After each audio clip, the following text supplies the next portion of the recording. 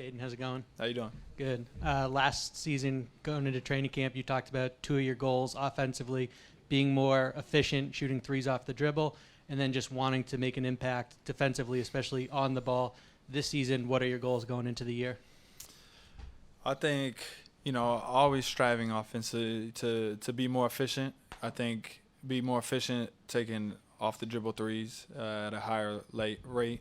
The best three-point shooters in the league, like Steph and them, they are unbelievable off catch and shoot and off the dribble. So that's an area I think playmaking, making the game even easier for my teammates. That can be with passing, but also like being a great screen setter and stuff like that. I feel like the gravity that I can attract off the ball, obviously people don't want me to shoot threes, so how do I use that to help teammates around me?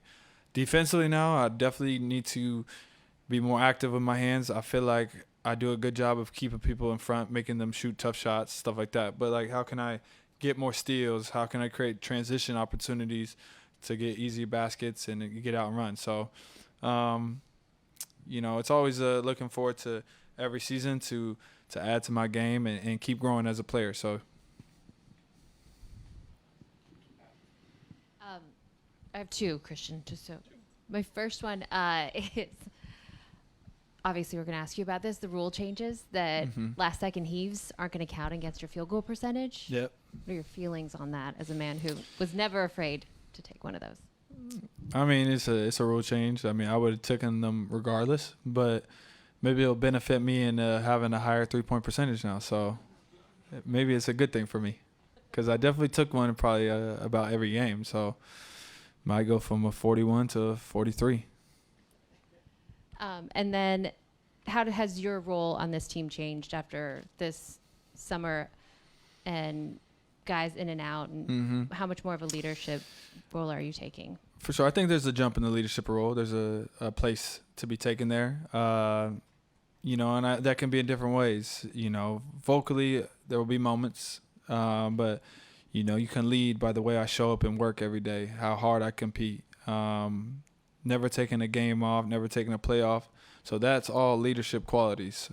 You can't be a leader unless you are doing everything at the highest of levels. If I'm showing up, doing weights, doing my treatment, being on court, then I can challenge guys to do the same if I'm doing that. So that's the part of the leadership role that I'm ready to take. And, just helping the team win and strive for greatness.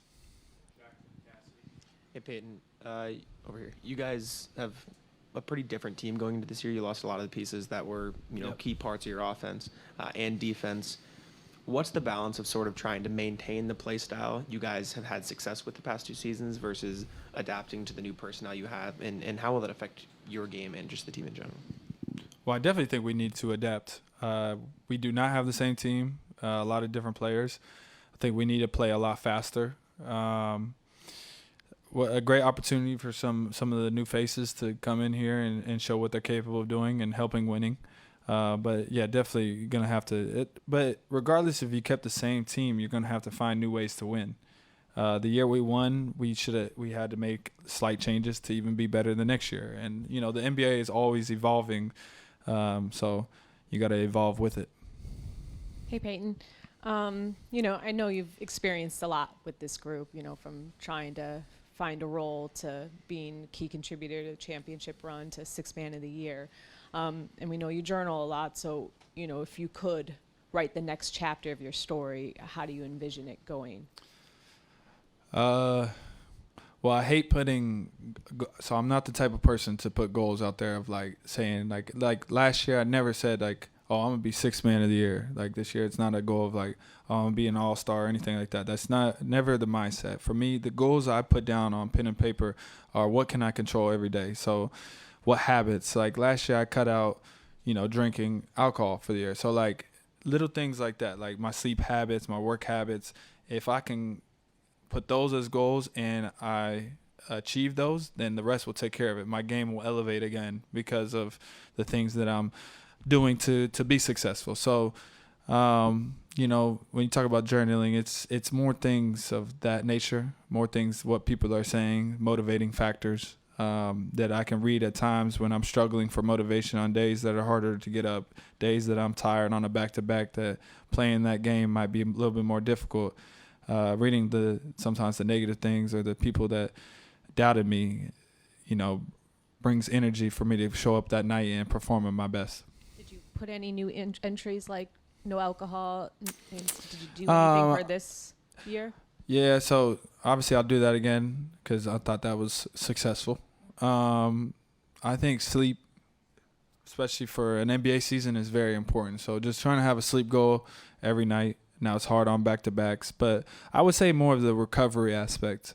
There's an opportunity to play a little bit more minutes, so I got to make sure that I'm recovering at a high level. And I had an unbelievable experience watching, guys like Drew Holiday, Al Horford's Ultimate Pros, how they took care of their bodies and stuff like that. So definitely learn from the best. Hey, Payton. What's your mindset on possibly starting this year? Is that something you're a guy who always wants to push himself to another level? Is that something you want to strive for, or have you kind of grown comfortable with that sixth man and the routine of that? I think you talked a little bit about that last year as well. It does not matter to me. Starting or coming off the bench, that's something that I have no control over. That's Joe's decision. But my only mindset is when I touch that floor, I bring my best. So if I am starting, I'm ready for that. And if I'm coming off the bench, I'm not going to be sour about it and hang my head. It's when my number's called, I'm ready. So, and that's really should be the mindset of this whole team. There's going to be people are going to be asked to do different things each night. Some guys are going to be asked to maybe not play as much, and how can you show up as a teammate? So it's another way of being a leader. Through all that, if Joe's going to ask me to come off the bench one game, start one game, keep the same attitude and approach through it all. So yeah. Hi, Payton. How you doing, man? Good. Good to see you. At your position, you were a dominant player at Oregon. Mm-hmm. Do you have that mindset at this point in your career in the NBA? And the other question I wanted to ask you, how are you guys actually dealing with Jason's injury? Do you guys talk about that, or are you supportive? How do you... You want me to answer the first one or the second one? First. We'll start with JT's. You never want to see somebody get injured like that, but watching how he's been able to approach every day and the spirit he has is unbelievable, and I think he'll be better than what he was before. That's the type of mentality he has, and that's the type of work he's putting in. So I've been here since second week of August, back and forth, even in the beginning of summer, and he's been in here every day training. So you definitely know he's motivated. And then your first question was, yeah, for sure. Like I said, I'm always searching to take a step. So, trying to better myself to be the best Payton Pritchard possible on the court. So, just having that confidence and that swagger when I'm walking on the court that I believe I'm the best player. So that will never go away, and I'm looking forward to showing that this year. Thank you, guys.